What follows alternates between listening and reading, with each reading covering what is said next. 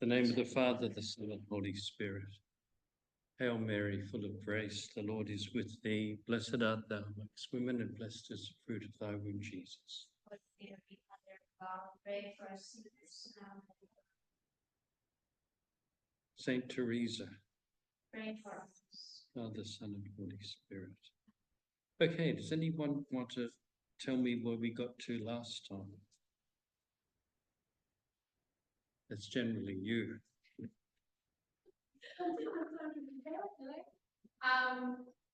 Last time we were talking about mortal sin, and how it is, I guess the analogy that Saint Teresa used was like a tar covering the diamond, which is right at the very centre of each one of us. So it's tar that doesn't allow God's light to shine outside of that sort of barrier, I guess. And that barrier being the sort of break in our relationship with God. As for the rest of what we talked about, Michelle, I'm going to have to apologize. I haven't looked over my notes. Okay, your turn. What else do we do? Otherwise, we'll have to ask Sister Evelyn. She might be embarrassed. Well, I asked the girls to remind me about last time, but then they reminded me about the analogy of the snakes and the toads that come in and, and they can penetrate into a few dwelling places. It's not just, okay, they're gone and now I can focus. They're always kind of going to be there. But one thing that I did take away from the last session was I have bought myself a copy of the book because I really want to read it and know it and understand it and journey with it like forevermore. So I'm excited to read it. Good. Yeah. Once I get my hands on it, I'm ready for it. I liked when we were talking about something I took away was why do I sin? The question of why do I sin? Rather than just, we've done the sin, we go to Echo, we acknowledge that we've sinned, we're forgiven for our sins, and we continue on with our life, and we try not to do it again. But I think we really need to stop and question why did I sin in the first place, so that I can avoid doing it in the future. But I also like we were talking about obviously humility from this session beforehand and self-knowledge, but the contrast between knowledge of self and knowledge of God, and how that can lead to being able to know God. They kind of go hand in hand. I know myself better because I know God, but I know God better because I know myself. And then also how our sins, my sin teaches me about myself, it reveals to me my need for God and the realistic relationship that we can have with God. Very good.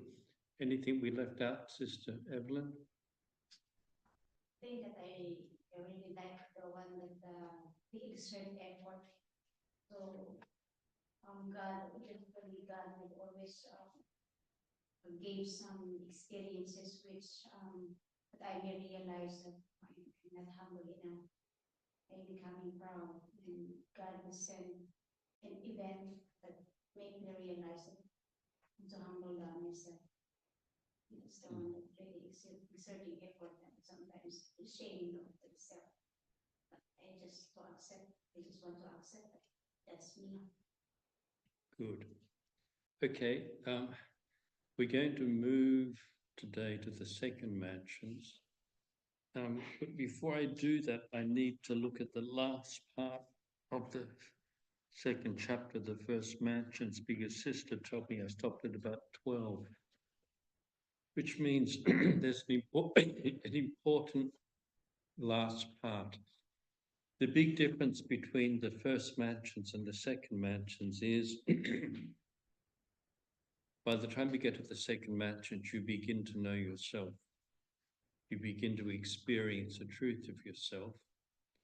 Whereas in the first mansions, there's a desire to go forward, but you don't know who you are. And that self-knowledge begins to unfold in the second mansions. It's a big thing in the second mansions. And there's a greater realism in terms of what you're experiencing. In other words, the soul experiences itself more truly as it is, rather than as it does in the first mansions. In the first mansions, we have the beginnings of identifying sin, what's right and what's wrong. But the soul doesn't really understand how it fits into all of this, because it's actually only dealing with very raw things, raw data, because it's come in from the outside, and until the soul moves close to God, it can't see itself. Without the light of God, you can't see.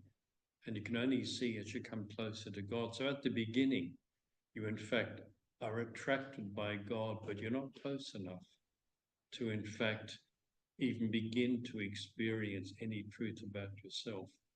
And as a consequence, Saint Teresa says of the souls at the beginning, they tend to be quite judgmental. That's a sign of a beginner. A beginner sees the faults of others, but can't see the faults of themselves. And when the beginner sees the faults of others, the beginner tries to correct the other one, the beginner judges the other person. And what they're not doing is looking at themselves. You're going to go nowhere in the spiritual life by looking at somebody else. You only go somewhere in the spiritual life by looking at God as yourself. And as insofar as the focus is on other people and their faults in particular, you're in fact getting it quite wrong. Now, how is it that my pages seem to, there it is. So I'll just skirt over that first before we go on. And Teresa puts it that way. Hardly any of the light of God comes into the first dwelling places. She says that in paragraph 14. That's the problem. The soul is attracted to God, attracted to goodness, but there's no light which enlightens the soul to see itself. And we get caught up on unnecessary things in the early part of the spiritual life. And St. Teresa says very strongly, if a person is to enter the second mansions, it is important that she strive to give up unnecessary things and business affairs. Each one should do this in conformity with their state of life. Okay, so what that meant for me as a Carmelite priest or to sister as a Carmelite would mean something different to a mother or a father, a husband or a wife, or different people with different jobs. But what tends to happen at the early stage is we can't balance things. We can't work out how to arrange things. And so as something hits, we have to go for it or do it, especially at the beginning, because we don't have enough self-knowledge or understanding to say, I need to ignore that because I don't know how to arrange things. And that's very obvious with kids in high school, or certainly in primary school. They don't know how to arrange their life. And that in fact is a normal thing. But as you start to move on, to go deeper, there are many distractions, as St. Teresa says. There are noises, she says, which distract us. And the common noises are those which attach to, for all of us, we want to be perfect. That's how it is for a beginner. You think, I want to be just like Sister Evelyn. I want to be perfect. Okay? And you look at her and see, there's something perfect. I want that. And when you're aiming at perfection rather than at God, you in fact begin to notice everyone else's imperfection. Okay? That goal of perfection makes you see not God, but makes you see imperfections. And when you see it in someone else, you begin to judge. You begin to put them down. Firstly, you don't even know whether the imperfection really is an imperfection. You don't understand what's happening there. So what's happening is you don't know yourself, nor do you know the person that you're judging, because you think, I want to be perfect, but that person's not perfect.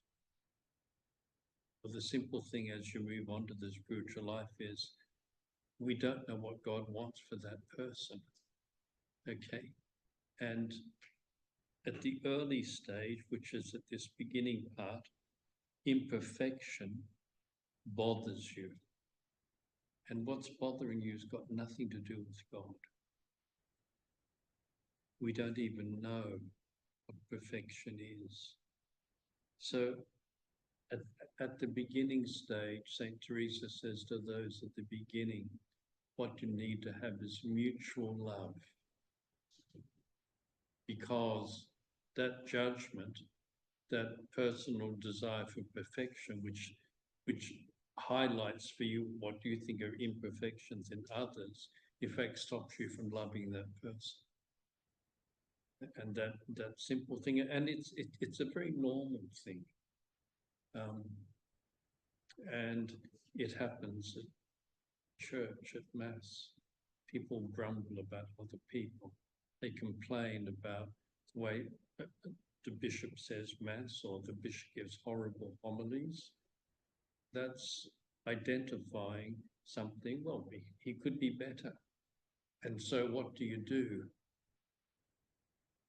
Rather than love, you're moving away from love. And that happens amongst many Catholics. They sit there at Mass and they're judging each other. Okay, that's in fact a sign that it doesn't matter how long they've been coming to Mass, they're in the category of the beginners, right at the beginning. Okay, and that will happen naturally in people. It might be happening in you, I don't know, but it's a very natural thing.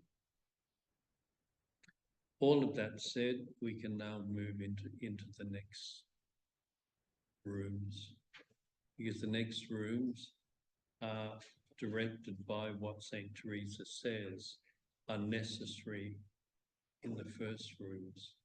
To move on, you need to have humility. To move on, you need to be able to stand in the truth.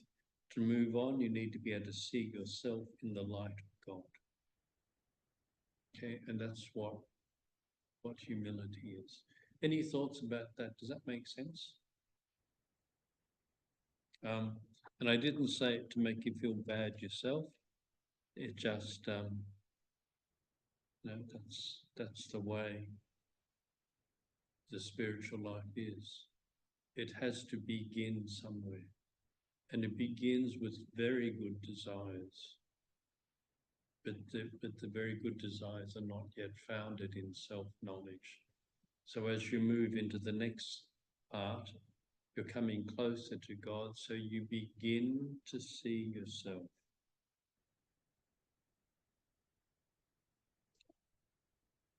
Now, I want to begin by reading the second paragraph. This is very important, because remember that the way into the central part of your soul, of course, is about the life of virtue, it's about not judging, it's about many things.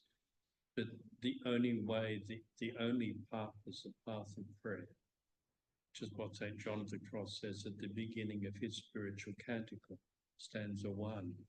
The way to the place where God dwells is the path of prayer, which must be walked with faith and love.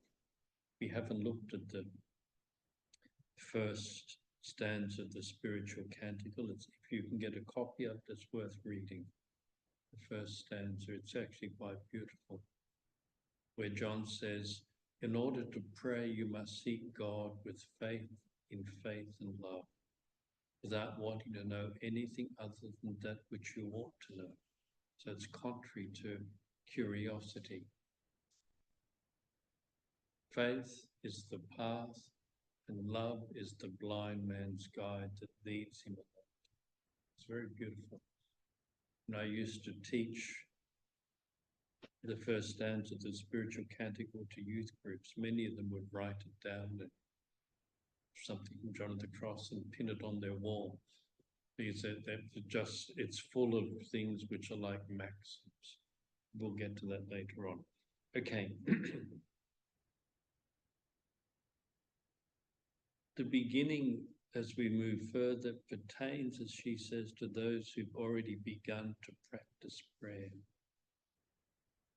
have understood how important it is not to stay in the first dwelling places.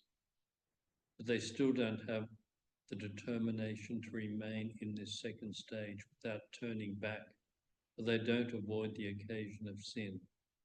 This failure to avoid occasions is quite dangerous. But these persons have received a good deal of mercy in that they sometimes do strive to escape from the snakes and poisonous creatures. They understand that it's good to avoid them. Okay, so she begins to characterize the person who is struggling to persevere in prayer. Now, what does that mean in terms of ordinary life? If any of you wants to get married or have a partner, you must struggle with friendship. If you give up when you first see something you don't like about that person, which is back in the first mansions, and judge and criticize, you'll never ever have a friend. And the only way to have a friend is to work on it, which means working on conversation, spending time with each other. Then you'll find whether this person's the right person. But if you don't give that time, you will go back to the outside where you've got no friend. Okay? Saint Teresa says this quite simply. You experience an attraction to God, and therefore you must pursue the path of prayer. Okay? And what offends against that path of prayer is that you keep on falling into making mistakes and doing wrong things. Okay? Which happens in human relationships. To establish a friendship means you have to fight against yourself. And that's what's happening at this beginning part. Saint Teresa says, in order to remain in the second mansions and not fall outside, it's not simply about avoiding the occasion of sin, but it's about persevering. And Teresa talks about perseverance an awful lot, because she will say further on, I don't know whether we'll get there tonight, but you prove your desire to love God by persevering in your prayer, which means the time you spend, and in your perseverance in trying to avoid sin. The fact that you do sin at this point in time is not significant. It's important that you continue to struggle, because you can't expect to be perfect after about 20 pages of St. Teresa. There's many more to go. So, you can't. And as Jessica will know, when she saw Cecilia on the Feast of Our Lady of Mount Carmel, she's not perfect yet. She's still the same sister she's still my sister. And Jessica will say, well, actually, she hasn't changed at all. Well, of course she hasn't changed. She hasn't been there long enough. He was struggling with that. She said, I'm not perfect. And I said, do you want to be exactly like someone who's been in Carmel for 50 years after 3 months? No, they're mad. And she would say, the bishop said, they're mad, so don't be like them. So, yes, so at this stage, St. Teresa says, the soul's struggling. And when I say sin, it's not necessarily about anything serious. The soul is struggling to be good and to do the right things, but keeps failing. But notice the important thing, the soul's already tried to give up those things. That's the first decision. It's a big decision in moving into the first mansions and seeing the reality of the sin in your life. The person outside, in Teresa's way of thinking, doesn't yet know what sin is, not powerfully. And so what we looked at over the last 2 or 3 sessions is the discovery of sin, okay? And the discovery that I'm a sinner and that I sin. It's a big discovery because the ordinary person walking around the streets of Lismore doesn't think of themselves as a sinner. Okay, so when you stop to think about it, this is an enormous thing which has happened. Now the person who says, I am a sinner, I do sin, they recognize sin, they come in. And at this point, prayer and life begins to change them. Okay. And so St. Teresa at this point says the most important things, don't give up. Don't give up in your relationship with God. Don't give up in the times you've decided to spend with God, because that's something that has to be in place. And don't give up in your struggle. Even though at this stage, and from this point, she moves on to say some very powerful things as to what the experience of sin is. I think I'll jump there. She says this, I think it's paragraph 3. Well, no, let's move through paragraph 2 quickly. Before you begin the spiritual life and before you enter, until you come to the second mansions, she says, your ears are deaf to the truth of what's happening. Okay? And in taking the first step in coming closer to God, you can begin to recognize what's happening, what the soul outside took for granted. I think I'm going to get drunk tonight. They just go and get drunk. I think I'm going to do, I don't know what young people do now. So it was a long time ago for me, because I'm closer to 70 now than I am to 60. You know, all of these things, and until the turn happens, taken for granted by the soul as being just part of what life is, as being possible choices and things that they can do, and they don't recognize what this is doing to them. When you enter this mansions, you can begin to see and hear the truth. The only thing is, St. Teresa says, you're like, in the first mansions, you're deaf and dumb. And in the second, you can hear. But you don't know how to talk. So you can hear all these things happening you, all these things which are distracting you, all these things which are coming to mind. And she says, pastimes, business affairs, pleasures, worldly buying and selling. And you're still prone to fall into those things.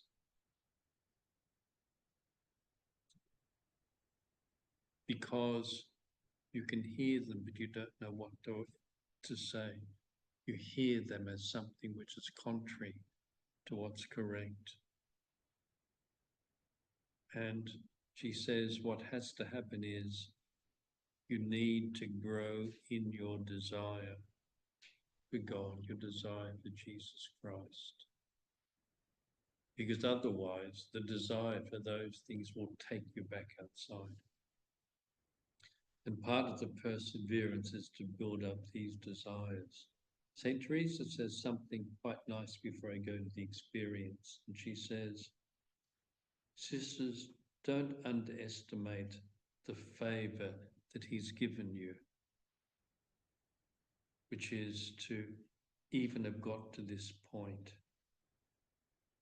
However lukewarm you might be, don't lose heart, because God knows well how to wait many days and years, especially when he sees perseverance and good desires.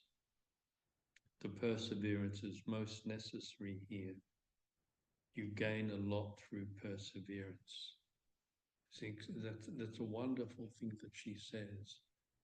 That there's no experience that I'm getting it right. The only thing you can experience is that I'm not going to give up. I keep trying my best and working at it. And Saint Teresa says that's all you can do. And that perseverance, in fact, is pleasing to God. And if you persevere for weeks, for months, years even, he will come and help you in the end. Because your perseverance proves the authenticity and the goodness of your desire. But it's the same kind of thing. The Olympics are about to happen. All these people who persevered in their practice for the Olympics, and their presence there is proof of their perseverance. They just put their head down and persevered. They wanted to do other things, they didn't. They were all these other things that Saint Teresa talks about. They let go of and persevered with their desires. And the spiritual life is exactly the same. We need to put our heads down and persevere. And at this stage, and it's the early part of the spiritual life, that's all you can do. But now listen to the way she describes the experience that begins to happen as we're persevering. The intellect is more alive and the faculty is more skilled, which means at this point we are now more sensitive to these things which you might call temptations, if you like, which earlier on you wouldn't have recognized as temptations. Because you're getting closer to God and you're beginning to recognize the things which move you away from God. When you're very distant from God, you don't recognize what takes you away from God. And this is how she describes them. The blows from the artillery strike in such a way that the soul cannot fail to hear. It is in this stage that the devils represent these snakes, worldly things, and the temporal pleasures of the present as though they were almost eternal. They bring to mind the esteem one has in the world, one's friends and relatives, one's health, and 1,000 other obstacles. That's something that Cecilia will be experiencing. And Saint Teresa knows it well. Once you make the decision and you're persevering, you have all these other things happening. I wonder what Jessica's doing. I wonder what Michael's doing. I wonder what people are thinking about me. I miss the things I used to do at home. These are the things which, before Cecilia entered Carmel, probably never ever crossed her mind. But now that she's in a position where she must persevere in her good desires, suddenly all these things are just falling like bombs. And Saint Teresa speaks of them almost like, this is what the devil's doing. And for her, she's using the image of a castle. So it's like, because it's close to the outside, it's like the devil bombarding the castle. And in fact, at the early stages when you're persevering in something, these things can be like being bombarded by things. And they needn't be the specific things she's talking about, but there can be other people annoying you. Sister Evelyn and I have been religious. We know what that means. And someone who would otherwise not annoy you, you know, but they're there all the time. And it's kind of like, that's the artillery.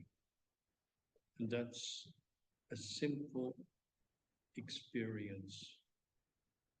And so she goes on to say, "Oh Jesus, what an uproar the devils instigate here. And the afflictions of the poor soul. It doesn't know whether to continue or to return to the first room. It doesn't know whether it wants to keep on going along this path." And I hasten to say, this is early days. It only gets harder. It gets worse, actually. I'll pause to see if you've got any thoughts or questions,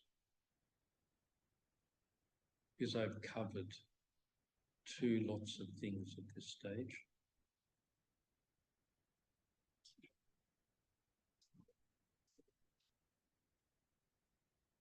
That makes sense. Okay, Sister Evelyn, what do you think?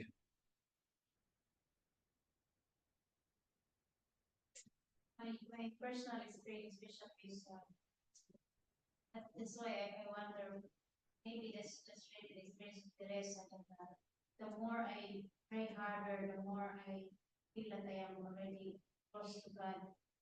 Occasions for so many. And I already strive to exert effort to see, but it seems so many just in front of me, very, very, very funny.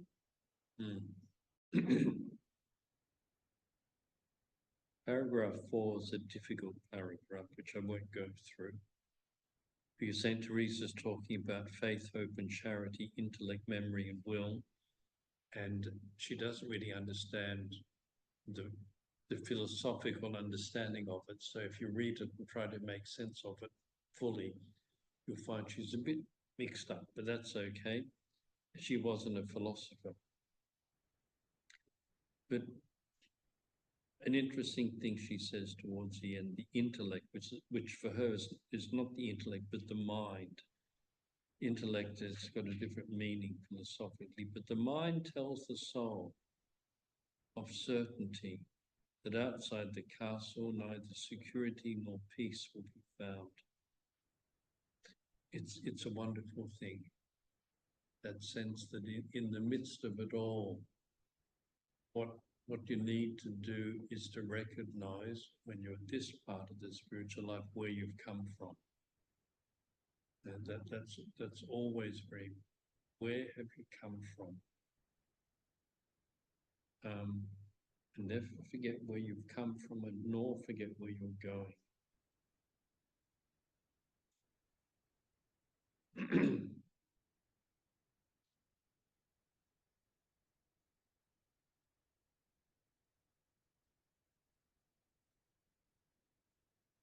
I won't go any further into that because it's a difficult paragraph.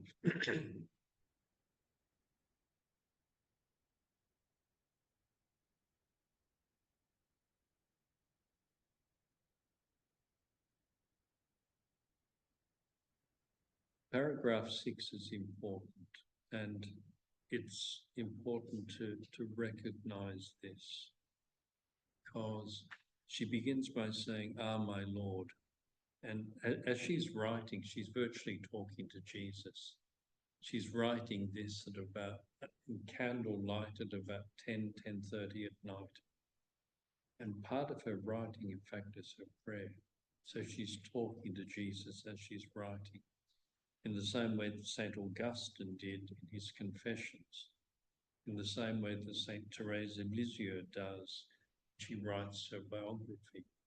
In fact, it's really her talking to Jesus. And you find it running all the way through, which is why it's such strange writing. Until you recognize that and begin to see, you haven't got the key to reading it. Saint Teresa's talking to Jesus.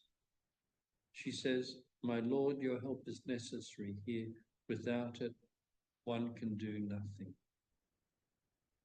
Or what she's saying here, and remember, when she's writing, she's always writing at the interior castles with the benefit of hindsight. She's writing from the very end and looking back, okay? So when she's writing in the first match, she's writing as a saint, looking back to what she was as a beginner and what her struggles were. She's looking back on this, and every now and then, as well as talking about her experience, she talks about something else, and she does that here. It's important to hear it. She says, I recognize from my experience back there in the second mansions that without you, Jesus, I can do nothing. And not only without you, I can do nothing, your help is necessary. Okay? And that means that at this point, when you struggle and are difficulties, you in fact can't go forward without the help of Jesus. It's beyond your power to in fact get to where you're going. And as you'll see, if we get to the fourth mansions this year, in the fourth mansions, it all suddenly becomes the work of God. But at this stage, you have to put the effort in. She says, you must persevere, don't give up.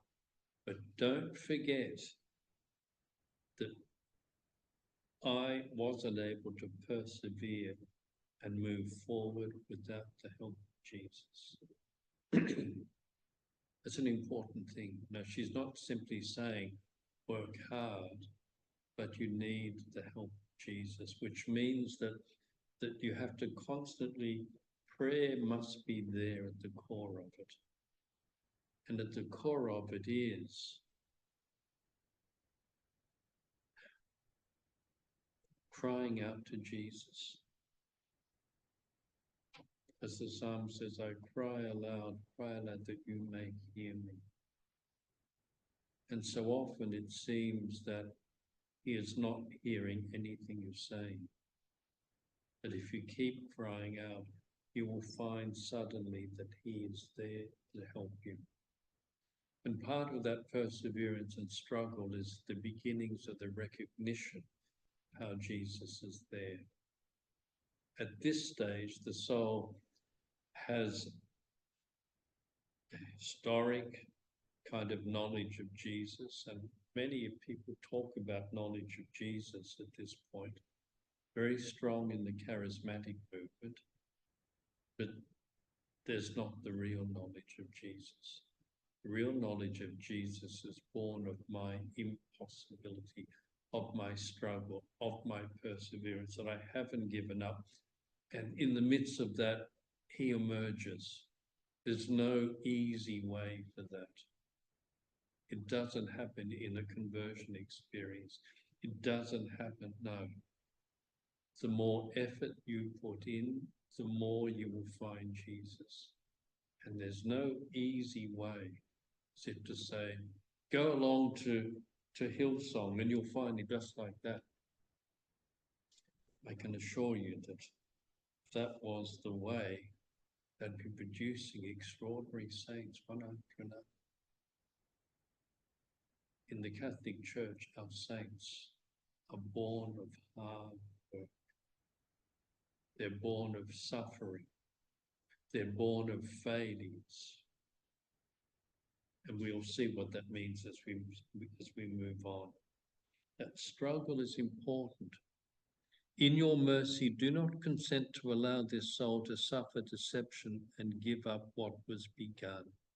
Enlighten it that it may see how all its good is within the castle and that it may turn away from bad companions. It's a wonderful thing for a person to talk to those who speak about this interior castle. Now, this is rather interesting.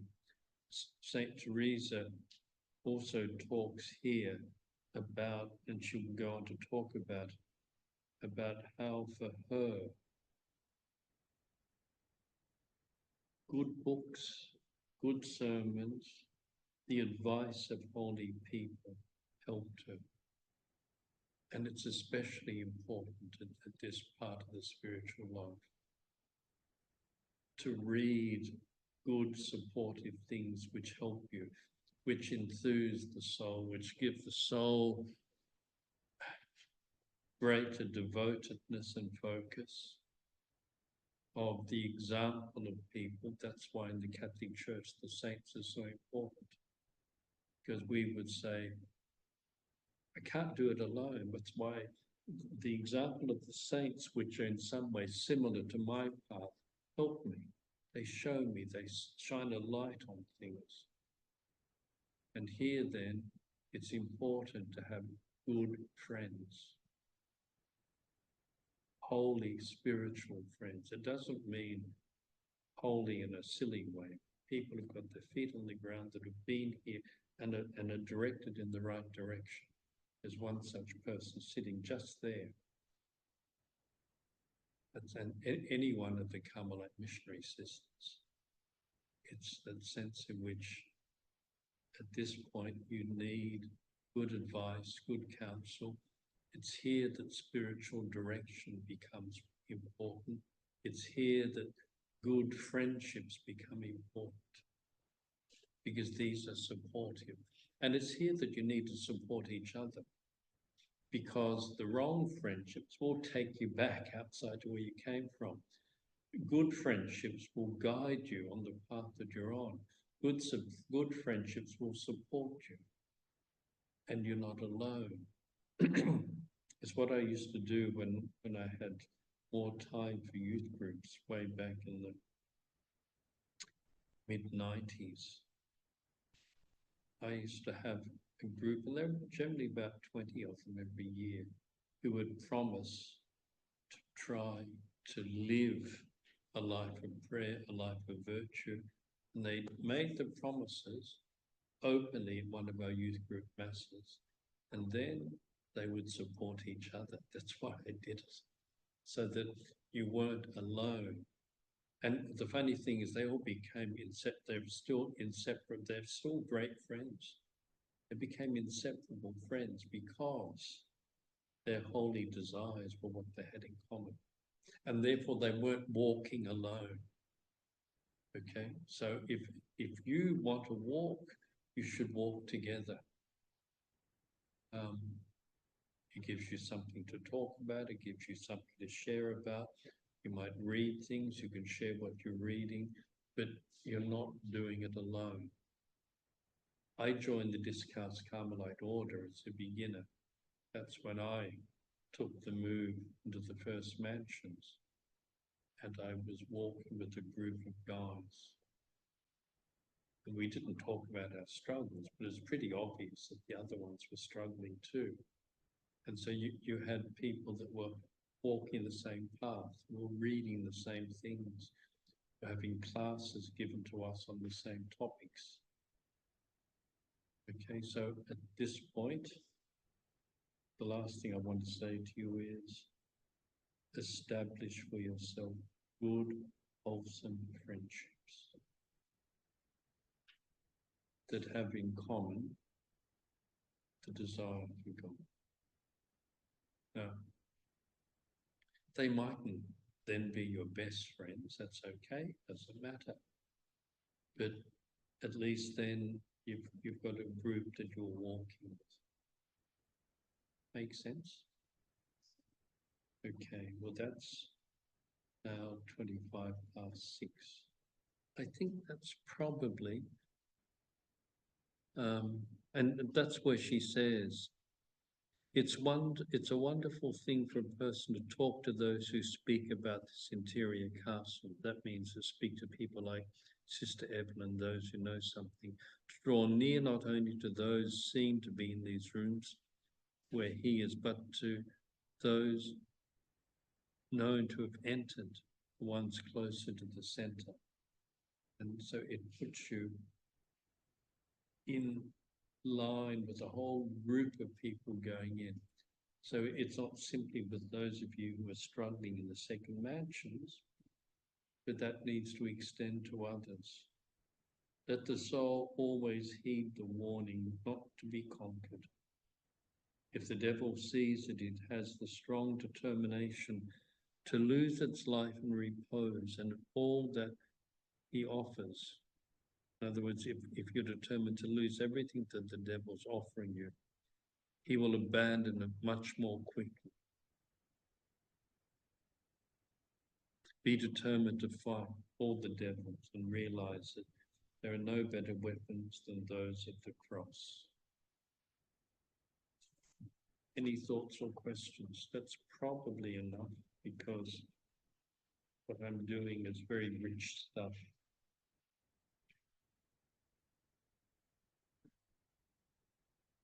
That makes sense. Now, where are all the other McHenrys, Jessica? I saw Aidan wandering around behind you, but he's a bit too young for this yet. I can hear an accordion playing in another room, and there's dishes being done behind me. So they're all Have you doing. already had dinner? Yes, families had dinner, and there's kitchen cleanup going on behind me. That's why you're attending my talk. You're very clever. No, I'm sure that that's not the reason. And there's God blessed you by not having to do the dishes to coming along. Not tonight. Any thoughts or questions for anyone? This chapter is really good because it gives a lot of concrete steps and direction, which I feel is very necessary to where I'm at. Attention to perseverance, and as she says, withdrawing from unnecessary cares and business, and avoiding the occasions of sin and withdrawing from bad company, and remembering that even if the soul is longing for, not the soul, but if the body and my fallen nature is still longing for the things that are outside, remembering with that reason that I have all I need here to be contented with security in God and everything. So those are really good. And the thing to remember, Jessica, because we've still got further to go, is that until I have an adequate relationship with God, I do not know what to do with the things of the world. Because those things have a power and an authority of their own, but they're not God. If I have God, I can put them into proper perspective and then begin to know what to do and how to respond.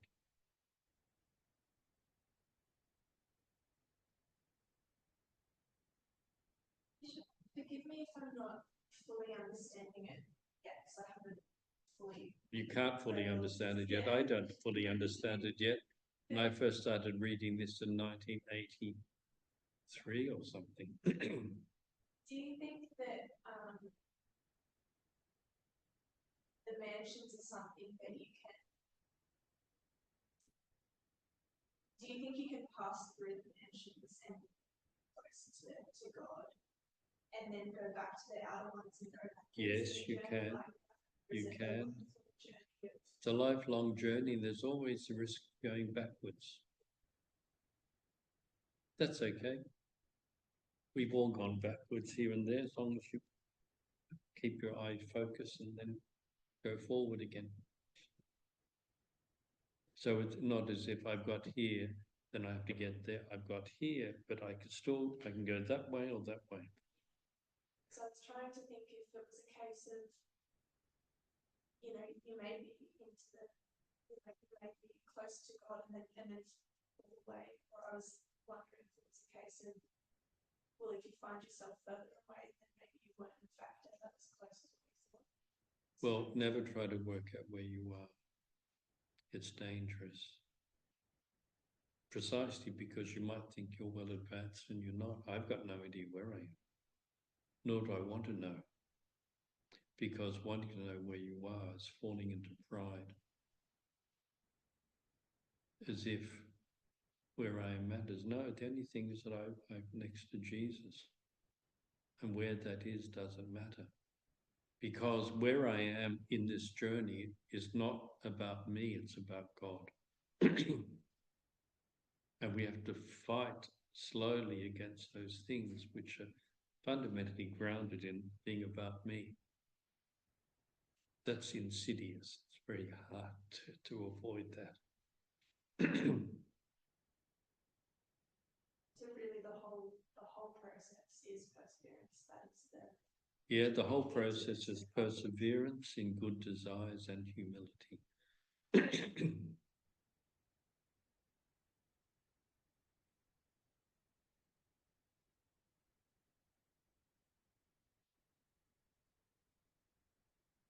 Okay, Sister Evelyn, a word of what we're going to do. We'll finish the second mansions next time round. And rather than go into the third mansions after that, we'll go into the first stanza of the spiritual canticle, because it will throw another kind of light on what we're talking about. Because the third mansions is very powerful, but I don't think you need it yet.